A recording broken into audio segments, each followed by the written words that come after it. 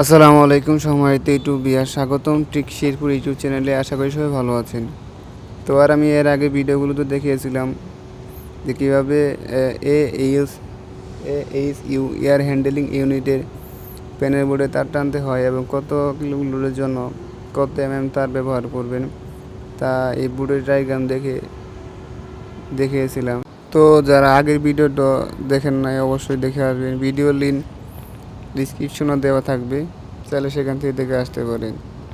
তো আজকে আমি তার টানছি, এখন আমি এটাকে কানেকশন করে দেখাবো যে আসলে কীভাবে কানেকশন করতে হয়।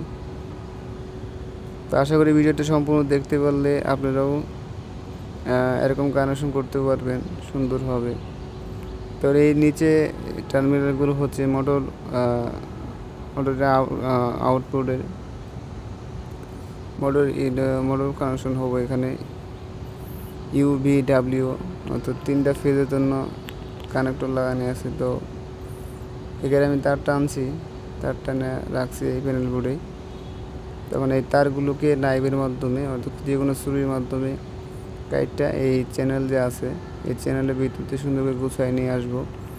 তো আশা করি এই ভিডিওটা সম্পূর্ণ দেখতে পারলে আপনারাও খুব সহজে এরকম কানেকশন করে প্যানেল বোর্ডে ওয়ারিং করতে পারবেন। তো চলুন কথা না বাড়িয়ে আজকে ভিডিওটি শুরু করা যাক।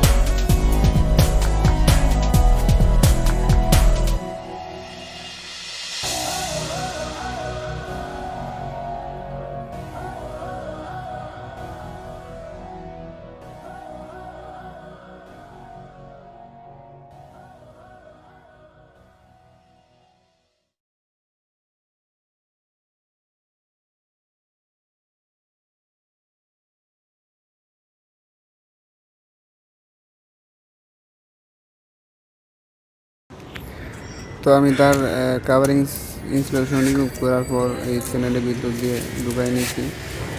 এরপরে যে কানেকশন করে ফেলেছি। তো আমি এই কানেকশনগুলো দেখাতে পারলাম না, যারা দুঃখিত। তো এখানে ইয়েলো গ্রিন রেড 3টা ফেজ, যেহেতু এখানে কালার কোড 3টা, আর এটা আর্থিং 5 বার। আর্থিংয়ে 2টা মোটর 2টা আর্থিং কানেকশন করছি।